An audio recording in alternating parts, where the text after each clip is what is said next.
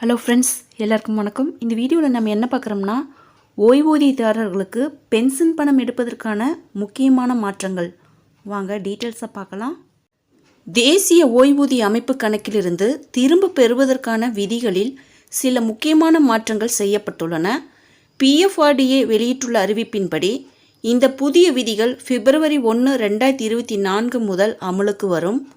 NPSஇன் புதிய விதிகளின்படி இப்போது எந்த NPS கணக்கு வைத்திருப்பவரும் மொத்த டெபாசிட் தொகையில் 25% மேல் எடுக்க அனுமதிக்கப்பட மாட்டார்கள். இதில் கணக்கு வைத்திருப்பவர் மற்றும் முதலாளியின் பங்களிப்பு தொகையும் அடங்கும். குழந்தைகளின் கல்வி மற்றும் திருமண செலவுகளுக்காக NPS கணக்கில் இருந்து பணம் எடுக்கலாம். வீடு வாங்க NPS கணக்கில் இருந்து பணம் எடுக்கலாம். மருத்துவ அவசர நிலை ஏற்பட்டால் NPS சந்தாதாரர்கள் கணக்கிலிருந்து திரும்ப பெற அனுமதி பெறுவார்கள். இயலாமை அல்லது இயலாமை காரணமாக ஏற்படும் திடீர் செலவுகளை சந்திக்க NPS கணக்கு வைத்திருப்பவர் கணக்கிலிருந்து பணத்தை எடுக்கலாம். திறன் மேம்பாட்டிற்கான செலவினங்களை சந்திக்க NPS கணக்கிலிருந்து திரும்ப பெறுவதற்கான அனுமதி வழங்கப்படுகிறது.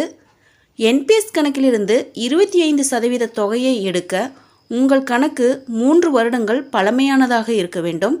இதனுடன் திரும்ப பெறப்பட்ட தொகை உங்களின் மொத்த தொகையில் 1/4 மேல் இருக்கக்கூடாது.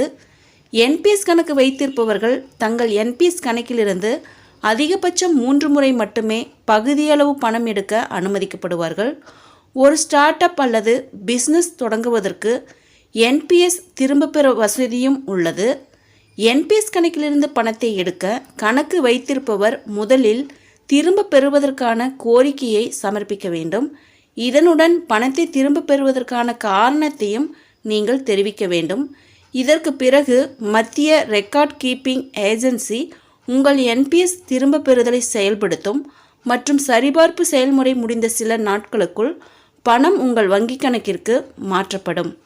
ஃப்ரெண்ட்ஸ், இந்த தகவல் உங்களுக்கு யூஸ்ஃபுல்லாக இருந்தால் என்னோட சேனலை சப்ஸ்கிரைப் பண்ணுங்கள், லைக் பண்ணுங்கள், மற்ற நண்பர்களுக்கும் இந்த வீடியோவை ஷேர் பண்ணுங்கள். தேங்க்ஸ் ஃபார் வாட்சிங்.